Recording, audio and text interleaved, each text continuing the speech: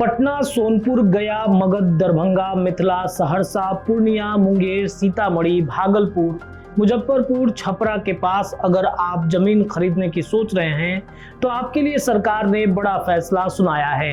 राज्य सरकार के स्तर से पटना समेत 11 शहरों के पास घोषित सैटेलाइट टाउनशिप के लिए चिन्हित की गई जमीन पर लगी खरीद बिक्री की रोक हटा दी गई है। ग्रीनफील्ड सैटेलाइट टाउनशिप क्षेत्र में जमीन की खरीद बिक्री की छूट देने से संबंधित प्रस्ताव पर कैबिनेट ने मुहर लगा दिया है।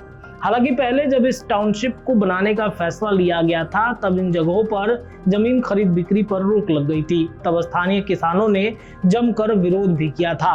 किसानों का कहना था कि खेती ही उनके परिवार का सहारा है। बच्चों की पढ़ाई, बेटियों की शादी और घर का पूरा खर्च खेती से चलता है। ऐसे में जमीन छिन जाने के बाद उनके सामने जो रोजी रोटी का संकट हो जाएगा।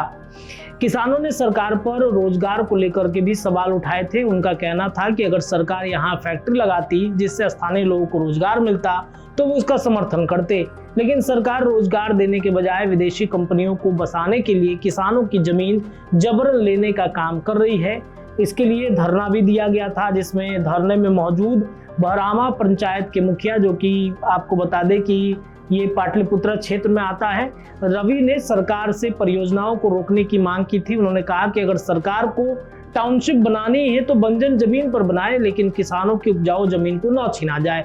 उन्होंने ये भी मांग की कि जमीन की रजिस्ट्री पर लगी रोक हटाई जाए ताकि किसान अपनी जमीन का उपयोग अपनी इच्छा के अनुसार कर सके, क्योंकि यदि इमरजेंसी में उन्हें जमीन बेचनी ही हो तो कहां से पैसे लाएंगे। एक जमीन तो उनके लिए पैसा ही है जिसे गिरवी रखकर या बेचकर पैसा प्रबंध करते हैं।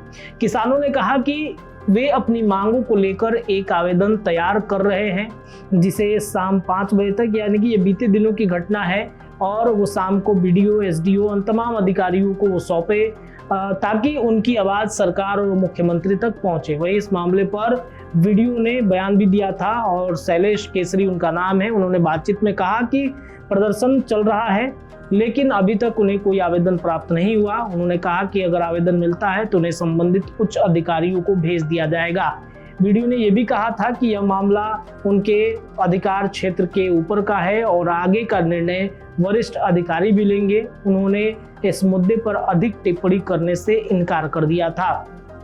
इधर बिहार के मुख्यमंत्री सम्राट चौधरी ने बीते बुधवार को कैबिनेट की बैठक बुलाई। इसमें लिए गए निर्णय के बारे में विस्तृत जानकारी मंत्रिमंडल सचिवालय विभाग के अपर मुख्य सचिव अरविंद कुमार चौधरी ने सूचना भवन स्थित सभागार में आयोजित प्रेस वार्ता में जानकारी दी है।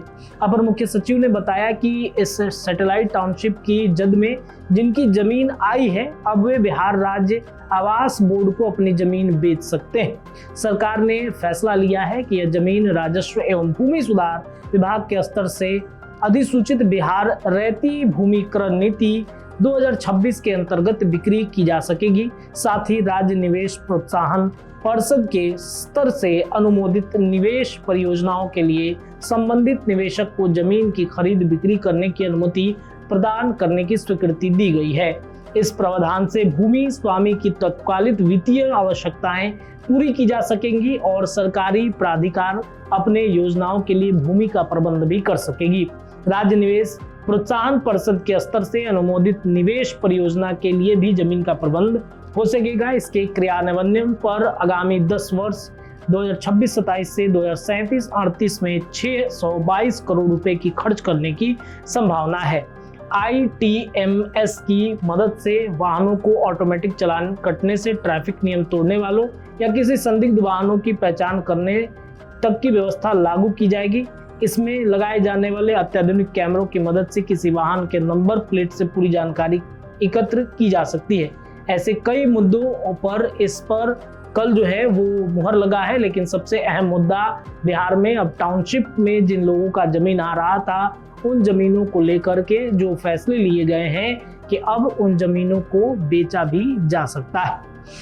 आपको क्या लगता है? इस खबर पर अपनी राय प्रतिक्रिया जरूर रखिए, और अगर आपके पास भी कुछ ऐसी खबरें हैं जो चाहते हैं कि सरकार तक आपकी खबरें पहुंचे तो नीचे दिए जा रहे नंबर पर आप हमें भेज सकते हैं। हमारी पूरी कोशिश रहेगी कि इन खबरों को सरकार तक जरूर पहुंचाए और आपको न्याय मिले। फिलहाल के लिए इतना ही। बहुत बहुत शुक्रिया। वीडियो पसंद आए तो इसे लाइक और ज्यादा से ज्यादा शेयर करें। हमारे चैनल को सब्सक्राइब करना न भूलें ताकि आपको हर जरूरी खबर सबसे पहले मिल सके। अगर आप किसी खास विषय या मुद्दे पर वीडियो देखना चाहते हैं तो कमेंट करके जरूर बताएं। आपकी राय हमारे लिए बेहद अहम है।